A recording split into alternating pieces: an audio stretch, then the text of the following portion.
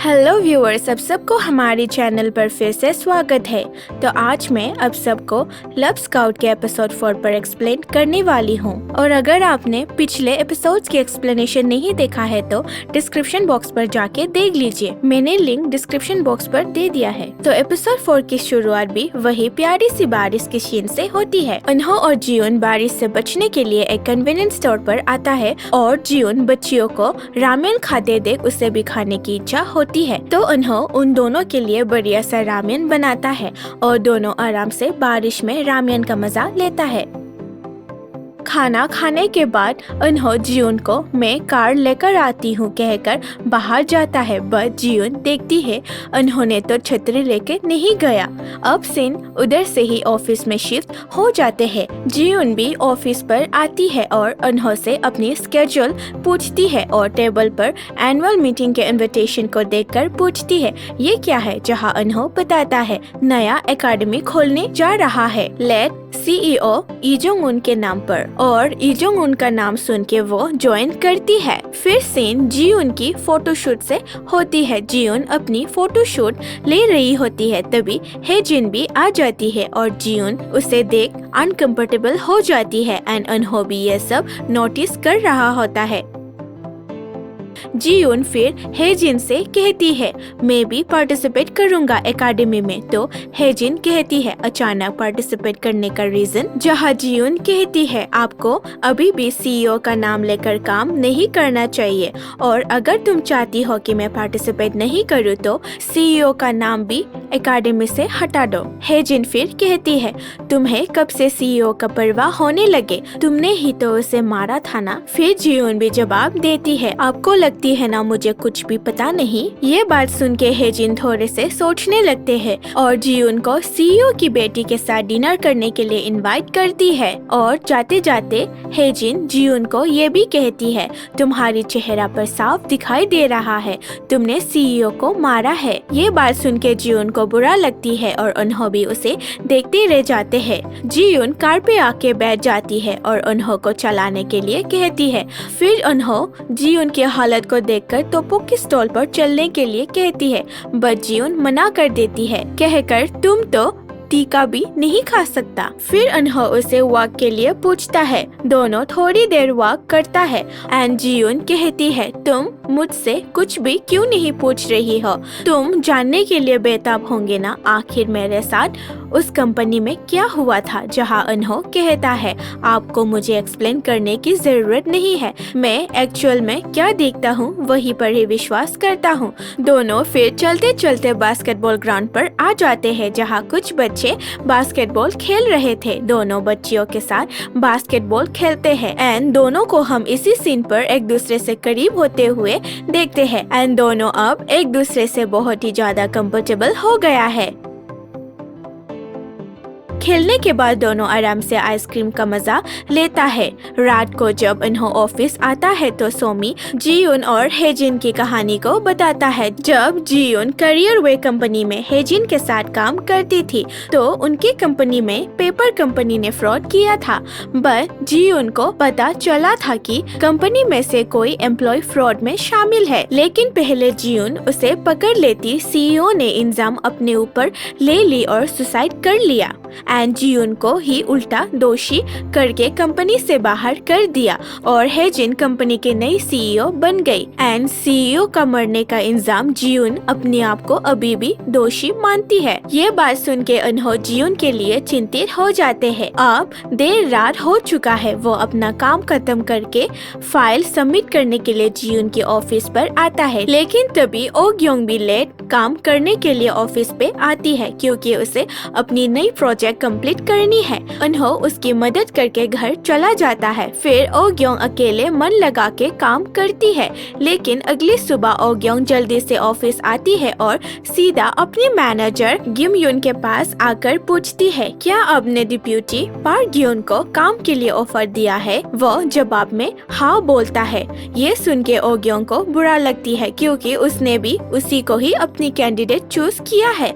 ओ ग्योंग रो के अपनी मैनेजर को कैंडिडेट उसे देने के लिए कहती है और वैसे भी मैंने आपसे पहले उसे कांटेक्ट किया है कहकर गुस्सा करने लगती है। आप दोनों में जल्द ही मिसअंडरस्टैंडिंग और झगड़ा शुरू हो जाता है और तभी जियोन ऑफिस में आ जाती है एंड दोनों जियोन से बात करते हैं उनकी प्रॉब्लम को लेकर। ओग्योंग कहती है मैंने पहले उसे कांटेक्ट किया है और मैनेजर गिम यून भी कहता है मैं पहले भी उससे काम कर चुका हूँ, इसलिए कैंडिडेट अभी भी मुझसे काम करना चाहता है। जियोन गुस्सा होके कहती है तुम दोनों कैंडिडेट के बेनिफिट्स को नहीं सोच रही हो क्या? काम में अपनी पर्सनल फीलिंग्स को नहीं रखना चाहिए। ओग्योंग रोके ऑफिस से बाहर आती है और सब मैनेजर से बोलता है सर इस बार आप ये प्रोजेक्ट ओग्योंग को करने दो ना, उसने बहुत मेहनत किया है। लेकिन वो भी गुस्सा होकर ऑफिस से बाहर चला जाता है।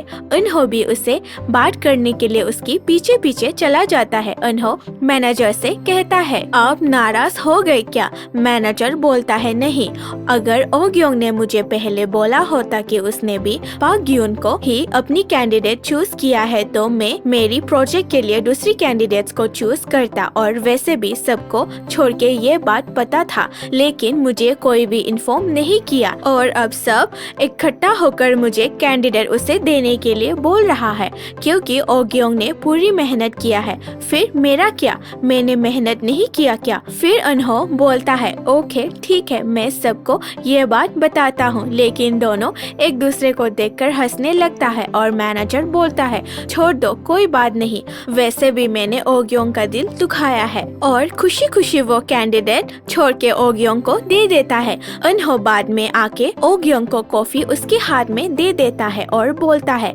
मैनेजर गिम ह्यून ने आपको कैंडिडेट दे दी है। ये सुन के ओग्योंग खुश और बुरा भी फील करती है क्योंकि जाने अनजाने में उसने भी मैनेजर के दिल को दुखाई है। और अगले दिन दोनों ऑफिस में मीटिंग करते वक्त एक दूसरे से अनकंफर्टेबल हो जाते हैं एंड इसी अनकंफर्टेबल को अनहो जियून को बताते हैं। बट जियून कहती है तो क्या हुआ, मुझे भी अपनी कलीग से अनकंफर्टेबल और ऑकवर्डनेस होती है। तो अनहो जियून से पूछता है मुझसे भी अनकंफर्टेबल और ऑकवर्डनेस होता है क्या? जहाँ जियून कहती है हाँ और भी बोलती है क्यों, क्या हम क्लोज है? ये सुन के अनहो बाहर जाने लगता है, लेकिन जाते जाते अनहो ये तो बहुत बुरा है कहकर चला जाता है एंड जियोन अकेली सोचती रहती है ये क्या था। फिर अनहो और जोंगसू की लंच करते हुए हमें दिखाया जाता है और दोनों फूड को खुशी से एंजॉय कर रहे थे एंड जोंगसू अनहो को बताती है उसे 2 बुक्स की डील मिली है, तो अनहो उसे खुशी से कंग्रेचुलेट करता है और लंच के बाद अनहो जियून के लिए ब्रेड पैक करके लाता है। जियून को ब्रेड देख के खाने का मन होती है, लेकिन वो ऐसा प्रिटेंड करती है जैसे कि उसे नहीं खानी हो। वो ब्रेड को अनहो से छीन लेती है जब अनहो उसे कहता है आपके लिए लाया था मैं और थैंक यू कहकर खाने लगता है। अनहो मन ही मन जियून को फूड एंजॉय करते देख खुश हो जाता है। ऑफिस के अंदर आने पर एक वर्किंग आंटी अनहो को देख के लास्ट टाइम मुझे हेल्प करने के लिए थैंक यू कहकर एक हेल्दी ड्रिंक दे के चली जाती है। अभी भी ओग्योंग और मैनेजर के बीच में अनकंफर्टेबलनेस है, इसीलिए अनहो सोमी और उजोंग दोनों को मिलाने के लिए प्लान बनाता है कि वो अनहो की कंपनी में आने के लिए वेलकम पार्टी रखेगा। फिर तीनों जियून से पार्टी के लिए परमिशन मांगने जाते हैं। पहले तो जियून मना करती है बट जियून को हाँ बुलवा ही लेती है अपनी बातों की जालों में फंसाकर। बट जियून कहती है मैं पार्टी में नहीं आऊंगी। फिर से सीन में हमें जोंगसू दिखाया जाती है जो अपनी माँ के साथ मेमोरियल हॉल में आया है एंड यहीं पर हमें पता चलती है जोंगसू जिस बच्चे को अपने बेटा मानकर पाल रही है वो असली में उसकी दीदी और जीजू का बेटा है। और जाने के टाइम में जोंगसू की माँ जोंगसू से माफी मांगती है बच्ची की जिम्मेदारी उसे देने की बिना शादी किए, जहाँ जोंगसू खुशी से पुराने बातों को बोलने के लिए कहती है। अब सीन में जियून दिखाई जाती है जो उजोंग के पिता के साथ डिनर करने आई है, जहाँ उजोंग के पिता जियून को अपनी बेटा उजोंग से रिलेशनशिप बनाने के लिए कहता है। बट जियून ये सुन के थोड़े से अनकंफर्टेबल हो जाती है और डिनर करके जाने के टाइम पर उजोंग जियून को अपनी हेल्थ को ख्याल रखने के लिए कहता है, जहाँ जियून उजोंग को अब अब तुम बड़ा हो गया हो, कहती है, और दूसरों के बारे में फिक्र करने आ गया है, कहती है। फिर वो जोंग जियोन को इम्प्रेस करने की कोशिश करता है, ये बोलकर अब मैं पहले से हैंडसम एंड हॉट हो गया हूँ ना। बट जियोन उसके बात को भाव नहीं दे रही होती है। फिर सीन नेक्स्ट मॉर्निंग पर शिफ्ट हो जाती है। जब जियोन अपनी ऑफिस पर आती है तो एक वर्किंग आंटी उसे हेल्दी ड्रिंक देकर बोलती है। उन्हों आपके बारे में तारीफ करता है। फिर उन्हों जियोन को वीकली स्केड्यूल देने आता है तो उन्हों नोटिस करता है जियोन की कॉलर उसके कोट के अंदर फंस गया है, इसीलिए वो कॉलर को ठीक करता है। बट जियोन उन्हों की इस एक्ट से कुछ फील करने लगती है और वो कैसे रिएक्ट करे समझ नहीं आ रही थी।